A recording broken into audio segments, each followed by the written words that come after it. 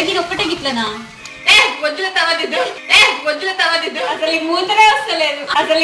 వస్తలేదు guys pressure cooker మూత పెట్టేటప్పుడు ఇప్పుడు ఒక పెంట తీసేటప్పుడు ఒక పెంట ప్రెషర్ పోయింది అయినా కూడా మీద చిల్లుద్దేమో అని భయపడుతున్నా అమ్మ తొడ్డిద్దరు గింత కోసనా కప్పు మొత్తం అతుక్కున్నది బ్యాటర్ అది చాలా గట్టిగా ఉంది